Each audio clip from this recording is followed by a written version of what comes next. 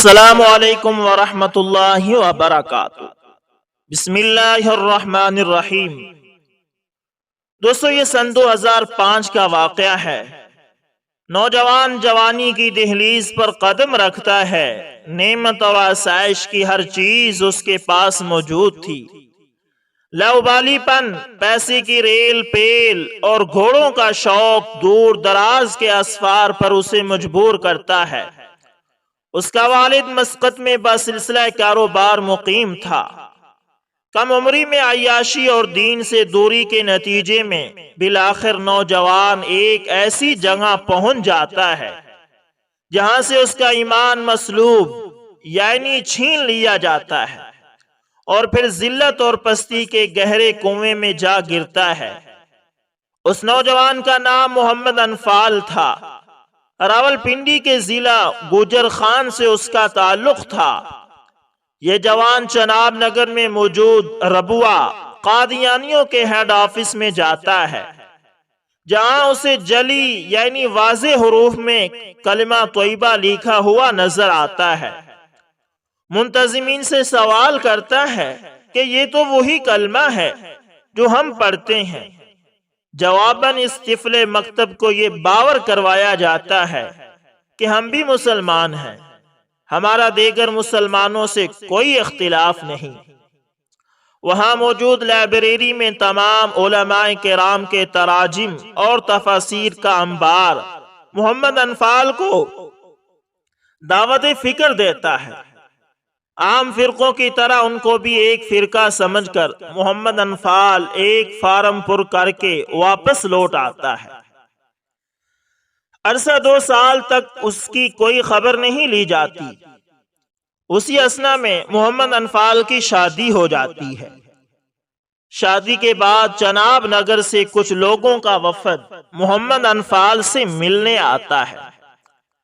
علیک سلیک کے بعد آنے کا مقصد بیان کیا جاتا ہے کہ آپ نے 2 سال پہلے ایک فارم پر کیا تھا، جس کے مطابق آپ احمدی یعنی قادیانی ہیں، اور احمدیوں کا نکاح غیر احمدیوں سے نہیں ہو سکتا، لہذا آپ کی شادی غیر مذہب میں ہونے کی وجہ سے کل عدم ہے۔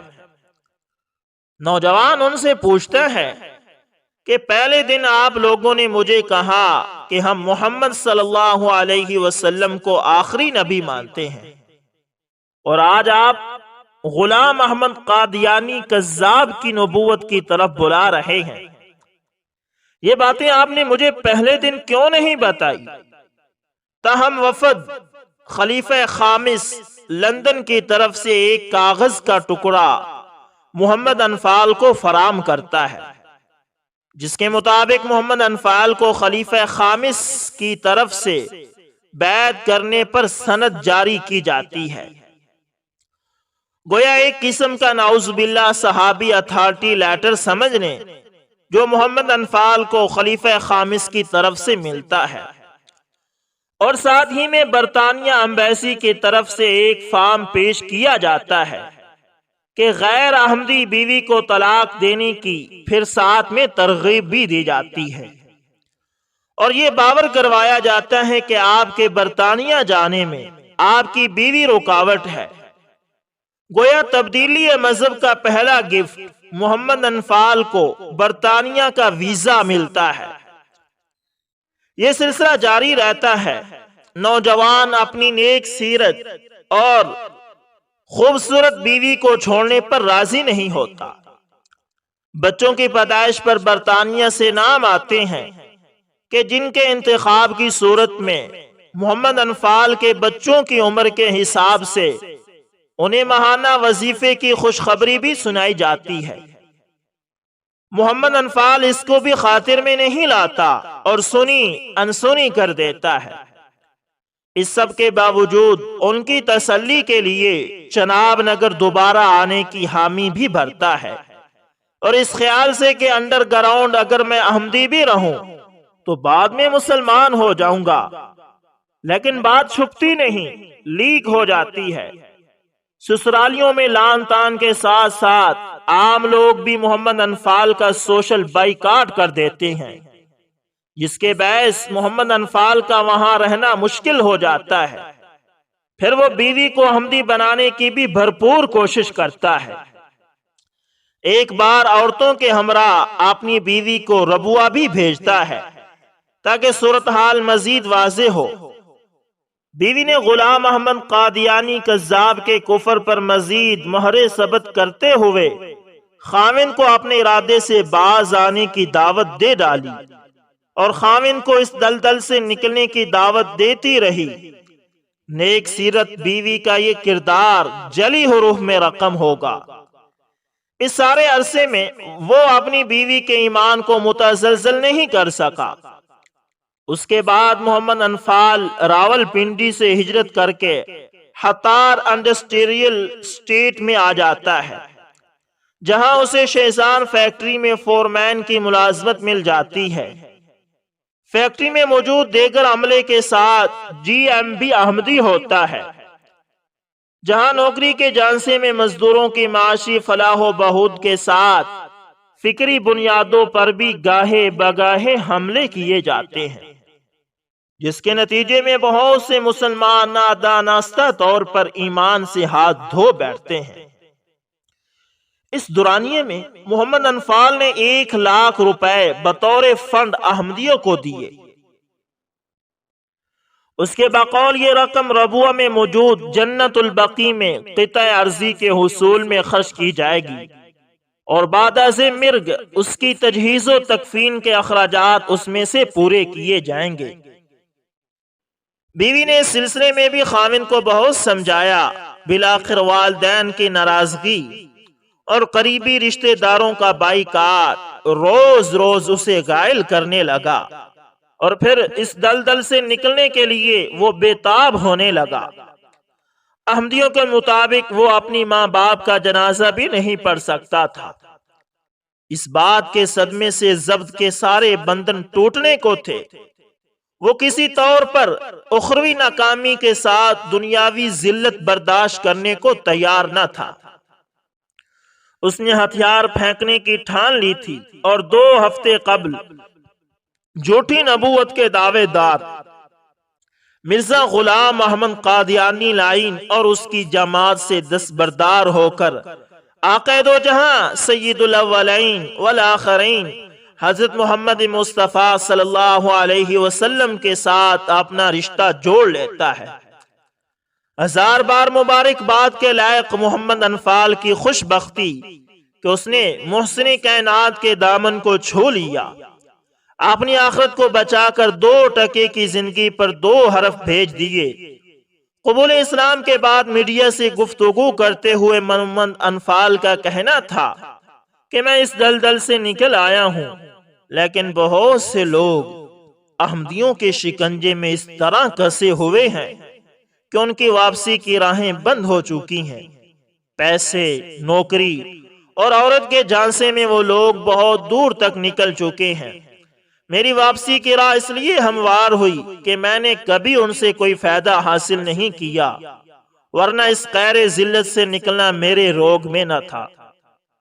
محمد انفال کو احمدیوں کی جانب سے جان کا بھی خطرہ ہے، اور اس کے ساتھ محمد انفال نے ضلع ہری پور میں موجود احمدیوں کے تربیتی سنٹر کی بھی نشاندہی کی ہے۔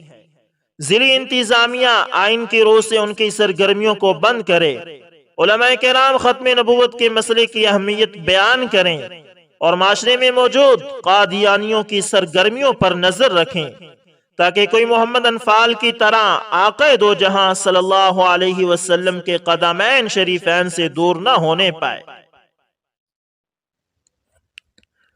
دوستو، عقیدہ ختم نبوت اسلام کے اہم ترین عقائد میں سے ہے، جس کا مطلب یہ ہے کہ اللہ رب العزت نے سلسلہ نبوت کی ابتدا سیدنا آدم علیہ السلام سے فرمائی اور اس کی انتہا محمد صلی اللہ علیہ وسلم کی ذات اقدس پر فرمائی۔ آپ صلی اللہ علیہ وسلم پر نبوت ختم ہو گئی۔ آپ صلی اللہ علیہ وسلم کے بعد کسی کو نبی نہ بنایا جائے گا، البتہ حضرت عیسیٰ علیہ السلام قرب قیامت میں ضرور نازل ہوں گے، لیکن رسول اللہ صلی اللہ علیہ وسلم کی شریعت پر ہوں گے۔ اس لیے نزول عیسیٰ علیہ السلام سے رسول اللہ صلی اللہ علیہ وسلم کے خاتم النبیین ہونے پر کوئی فرق نہیں پڑتا، کیونکہ ایک تو حضرت عیسیٰ علیہ السلام شریعت محمدیہ صلی اللہ علیہ وسلم پر ہوں گے، دوسرے اس کے علاوہ حضرت عیسیٰ کو تو رسول اللہ صلی اللہ علیہ وسلم سے پہلے پیغمبر بنا کر بھیجا گیا تھا۔ اللہ تعالیٰ نے قرآن پاک میں آپ صلی اللہ علیہ وسلم کی ختم نبوت کا اعلان فرمایا۔ سورہ توبہ کے اندر اللہ تعالیٰ نے یہ اعلان فرمایا ہے۔ دوستو اسی طرح قرآن کریم میں حق تعالیٰ شانہ نے تمام پیغمبروں سے اس بات کا عہد لیا کہ اگر محمد صلی اللہ علیہ وسلم کا زمانہ پالو تو ضرور بالضرور ان پر ایمان لانا اور ان کی نصرت اور پاسداری کرنا۔ سورہ آل عمران آیت نمبر 81 میں یہی وجہ ہے کہ آپ صلی اللہ علیہ وسلم سے پہلے تمام انبیاء سابقین آپ صلی اللہ علیہ وسلم کی بشارت دیتے رہے۔ آپ صلی اللہ علیہ وسلم کا خاتم الانبیاء ہونا تورات اور انجیل اور تمام انبیاء سابقین کے صحیفوں میں مذکور تھا۔ جو علماء اہل کتاب دین اسلام میں داخل ہوئے انہوں نے با یک زباں ہو کر اس امر کا اقرار اور اعتراف کیا کہ ہم نے آپ صلی اللہ علیہ وسلم کو اسی صفت پر پایا جیسا کہ ہم نے تورات اور انجیل میں دیکھا اور پڑھا تھا۔ اس کے علاوہ آپ صلی اللہ علیہ وسلم کی مہر نبوت بھی آپ کے خاتم النبیین ہونے کی حصی دلیل تھی، جس کو دیکھ کر علماء یہود اور انصارہ آپ صلی اللہ علیہ وسلم کی نبوت اور ختم نبوت کی شہادت دیتے تھے۔ احادیث سے معلوم ہوتا ہے کہ انبیاء کرام علیہم السلام کی مجموعی تعداد 1,24,000 ہے، جن میں سے رسولوں کی تعداد 313 ہے، اور آپ صلی اللہ علیہ وسلم خاتم الانبیاء اور آخر الانبیاء ہیں۔ آپ کے بعد کوئی دوسرا نبی نہ ہوگا۔ حضرت ابو ہریرہ رضی اللہ تعالیٰ عنہ کی حدیث میں ہے، نبوت میں سے کچھ باقی نہیں رہا بجز مبشرات، یعنی سچے خوابوں کے۔ حضور اکرم صلی اللہ علیہ وسلم فرماتے ہیں کہ میری مثال نبیوں میں ایسی ہے جیسے کسی شخص نے ایک بہت اچھا اور پورا مکان بنایا، لیکن اس میں ایک اینٹ کی جگہ چھوڑ دی جہاں کچھ نہ رکھا۔ لوگ اسے چاروں طرف سے دیکھتے، بھالتے اور اس کی بناوٹ سے خوش ہوتے، لیکن کہتے ہیں کیا ہی اچھا ہوتا کہ اس اینٹ کی جگہ بھی پر کر لی جاتی، بس میں نبیوں میں اسی اینٹ کی جگہ پر ہوں۔ حضور صلی اللہ علیہ وسلم ایک حدیث میں فرماتے ہیں، میں اللہ تعالیٰ کے نزدیک نبیوں کا ختم کرنے والا تھا اس وقت جب کہ حضرت آدم علیہ السلام پورے طور پر پیدا بھی نہیں ہوئے تھے۔ اور حدیث میں ہے، میرے کئی نام ہیں، میں محمد ہوں، میں احمد ہوں، اور میں ماہی مٹانے والا ہوں، اور اللہ تعالیٰ میری وجہ سے کفر کو مٹا دے گا، اور میں حاشر ہوں، تمام لوگوں کا حشر میرے قدموں تلے ہوگا، اور میں عاقب ہوں جس کے بعد کوئی نبی نہیں۔ حضرت ثوبان رضی اللہ تعالیٰ عنہ سے روایت ہے کہ حضور صلی اللہ علیہ وسلم نے فرمایا، میری امت میں 30 جھوٹے پیدا ہوں گے، ہر ایک یہی کہے گا کہ میں نبی ہوں، حالانکہ میں خاتم النبیین ہوں، میرے بعد کوئی کسی قسم کا نبی نہیں ہوگا۔ حضرت انس بن مالک رضی اللہ تعالیٰ عنہ سے روایت ہے کہ رسول اللہ صلی اللہ علیہ وسلم نے فرمایا، رسالت و نبوت ختم ہو چکی ہے، بس میرے بعد نہ کوئی رسول ہی ہے اور نہ نبی۔ ختم نبوت کا یہ عقیدہ اجماعی عقائد میں سے ہے۔ دوستو عہد نبوت سے لے کر اس وقت تک ہر مسلمان اس پر ایمان رکھتا آیا ہے کہ آپ صلی اللہ علیہ وسلم بلا کسی تعویل اور تخصیص کے خاتم النبیین ہیں۔ قرآن مجید کی 100 آیات کریمہ رحمت عالم کی احادیث متواترہ سے بھی پتہ چلتا ہے کہ آپ صلی اللہ علیہ وسلم آخری نبی ہیں۔ مفتی اعظم پاکستان مفتی محمد شفیع رحمت اللہ تعالی کے مطابق عقیدہ ختم نبوت کی احادیث روایت کرنے والے جید صحابہ کرام ہیں، جن میں حضرت سیدنا علی بن ابی طالب، حضرت سیدنا عبداللہ ابن عباس، حضرت سیدنا عبداللہ ابن عمر، حضرت سیدنا ابی بن کعب، حضرت سیدنا حذیفہ بن ایمان، حضرت سیدنا ابو ہریرہ، حضرت سیدنا ابو سعید خدری، حضرت سیدنا جابر بن عبداللہ رضوان اللہ علیہم اجمعین ہیں۔ امت کا سب سے پہلا اجماع بھی اسی مسئلے پر منعقد ہوا۔ حجت الاسلام امام غزالی رحمت اللہ تعالی فرماتے ہیں بے شک امت نے بالاجماع اس لفظ خاتم النبیین سے یہ سمجھا ہے کہ اس کا مفہوم یہ ہے کہ آپ صلی اللہ علیہ وسلم کے بعد نہ کوئی نبی ہوگا اور نہ رسول، اور اس پر اجماع ہے کہ اس لفظ میں کوئی تعویل اور تخصیص نہیں، اور اس کا منکر اجماع کا منکر ہے۔ امام العصر حضرت مولانا سید محمد انور شاہ کشمیری رحمت اللہ تعالی اپنی کتاب میں تحریر فرماتے ہیں سب سے پہلا اجماع جو اس امت میں منعقد ہوا وہ مسیلمہ کذاب کے قتل پر اجماع تھا، جس کا سبب صرف اس کا دعوی نبوت تھا۔ قاضی ایاز مالکی رحمت اللہ تعالی لکھتے ہیں کہ ان تمام فرقوں کے کفر میں کوئی شک نہیں، بلکہ ان کا کفر قطعی طور سے اجماع امت اور نقل یعنی کتاب و سنت سے ثابت ہے۔ حضرت مولانا محمد ادریس کاندیلوی رحمت اللہ تعالی تحریر فرماتے ہیں کہ آپ صلی اللہ علیہ وسلم کے زمانہ حیات میں اسلام کے تحفظ و دفاع کے لیے جتنی جنگیں لڑی گئی ان میں شہید ہونے والے صحابہ کرام کی کل تعداد 295 ہے، اور عقیدہ ختم نبوت کے تحفظ و دفاع کے لیے اسلام کی تاریخ میں پہلی جنگ جو سیدنا صدیق اکبر رضی اللہ تعالی عنہ کے عہد خلافت میں مسیلمہ کذاب کے خلاف یمامہ کے میدان میں لڑی گئی، اس ایک جنگ میں شہید ہونے والے صحابہ کرام اور تابعین کی تعداد 1200 ہے، جن میں سے 700 قرآن مجید کے حافظ اور عالم تھے۔ اس سے ختم نبوت کے عقیدے کی عظمت کا اندازہ ہو سکتا ہے۔